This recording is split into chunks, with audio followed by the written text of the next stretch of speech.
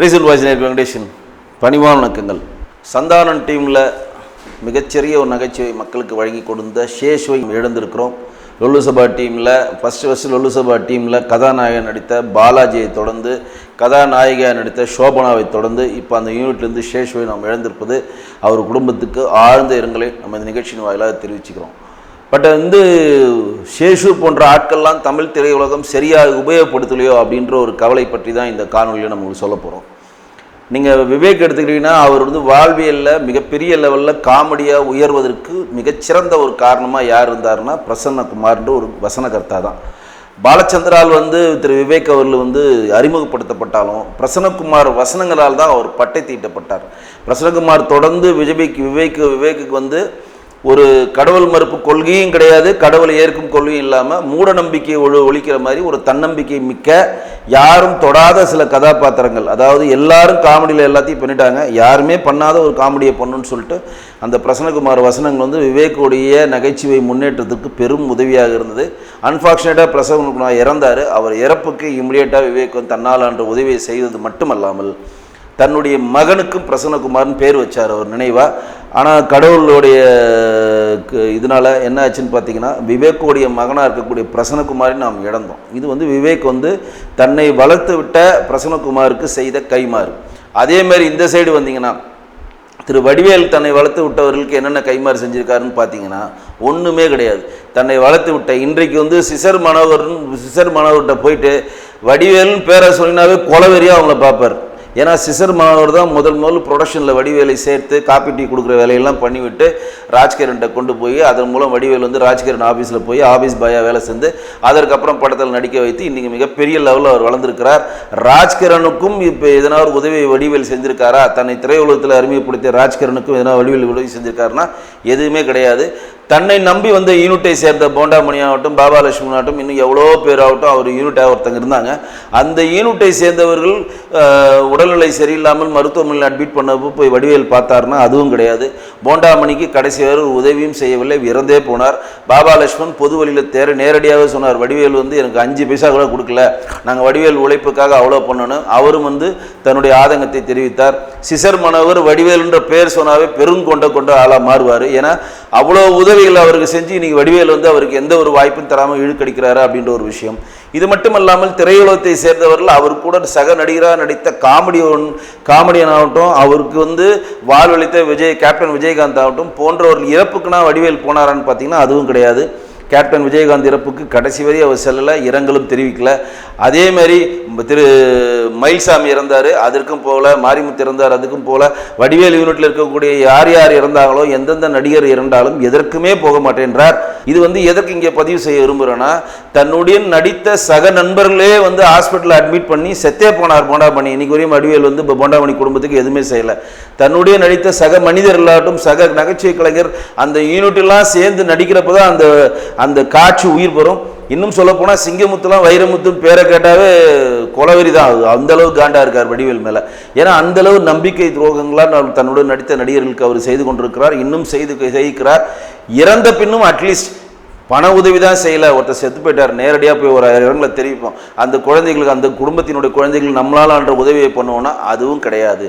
ஆனால் இதற்கு நேர்மாறாக ஒரு நடிகர் இருக்கிறார். அந்த நடிகர் தான் நடிகர் சந்தானம் அவர்கள். ஏன்னா முதல் சந்தானம் எதில் இன்ட்ரடியூஸ் ஆகிறாருன்னா லொல்லு சபா அப்படின்றதுல தான் முதல் விஜய் டிவியில் இன்ட்ரடியூஸ் பண்ணுறாரு.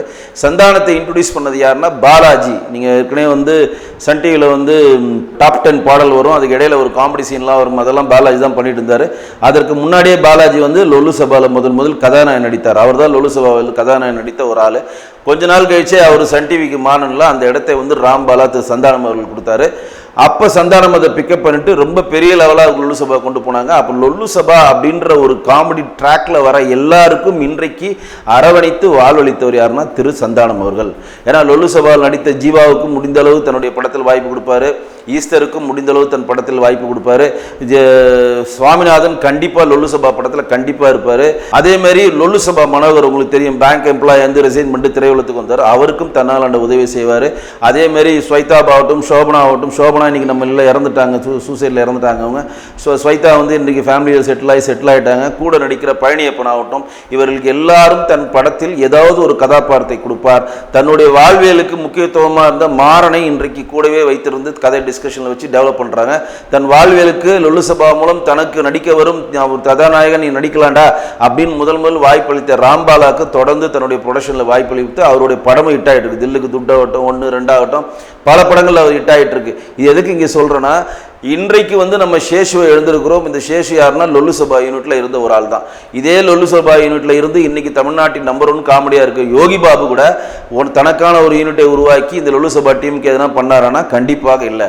அப்ப தான் யாருக்கு வாழ்வளித்தாங்களோ அந்த வாழ்வளித்த யூனிட்டுக்கு நம்மளால் உதவியை பண்ணணும் அப்படின்றத ஒரே ஒருத்தர் தான் செய்து கொண்டிருக்கிறார். அவர் சந்தானம் மட்டும்தான். யோகி பாபும் செய்யல, வடிவேலும் செய்யல. விவேக் இருக்கிறப்ப விவேக் இறந்து போயிட்டார். இறந்தவர்களை பற்றி நம்ம பேசக்கூடாது. அப்ப யோகி பாபு கூட இப்போ தனக்கு சுற்றி ஒரு கூட்டத்தை வைத்துக்கொண்டு அதன் முன்னே ஒரு காமெடி ஸ்கிரிப்டை எடுத்து அவருக்கு வாழ்வளித்து அவருக்கு ஒரு பேமெண்ட் வாங்கி கொடுத்து அவங்களோட வாழ்வில் ஒளியேற்றலாம். பட் என்னன்னு தெரியல, யோகி பாபு அதை பற்றி எதுவுமே பண்ணாமல் இருக்காரு. ஆனால் சந்தானம் தொடர்ந்து தான் நடிக்கக்கூடிய எல்லா கதாபாத்திரையும் சின்ன ரோலில் எப்படியாவது ஒரு சின்ன ரோலில் தன்னோட லொல்லு சபா சேர்ந்த டீமை யூஸ் பண்ணுவார். குறிப்பாக சொல்லப்போனால் தொடர்ந்து சுவாமிநாதன் அவர்களுக்கு ஒரு வாய்ப்பு கொடுப்பார். ஏன்னா சந்தானத்தினுடைய நடிப்பை மெருகேற்றியவர் அவர் தான். தொடர்ந்து எல்லா படங்களையும் டேமிட் அப்படின்னு சுவாமிநாதன் அவர் வந்து எல்லா படத்துலையும் கொடுப்பார் அவர் வாய்ப்பு.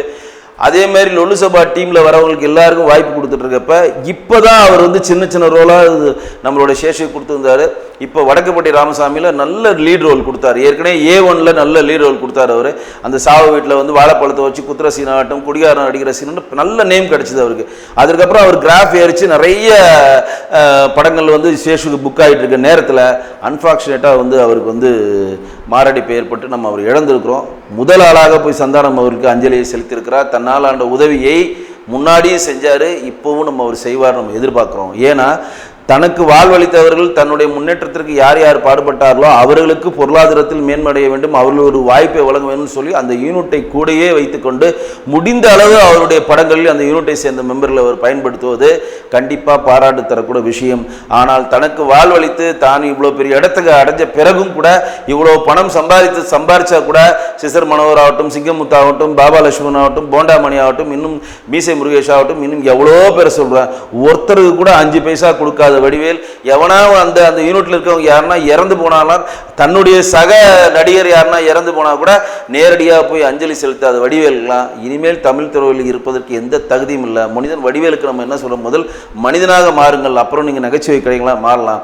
சக நண்பர் செத்து கிடக்கிறான், அது நான் போக மாட்டேன், எனக்கு வந்து என்னுடைய வாழ்வியல் தான். ஏன்னா விவேக் இறப்பு கூட அவர் வரல, உங்களுக்கு தெரியும்.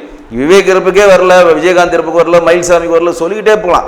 யாருடைய இறப்புக்கு நான் போக மாட்டேன்னா அப்போ வடிவேல் செத்து போனால் யாருமே போக மாட்டாங்க. இதுதான் வந்து கசப்பான உண்மை.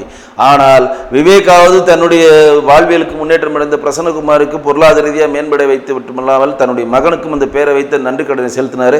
அதே மாதிரி இன்றைக்கு சந்தானம் தொடர்ந்து லொல்லு சபா டீமில் இருக்கக்கூடிய எல்லோருக்கும் தன்னால் முடிந்த உதவிகள் செய்து கொண்டு வாய்ப்புகள் கொடுத்துட்ருக்காரு.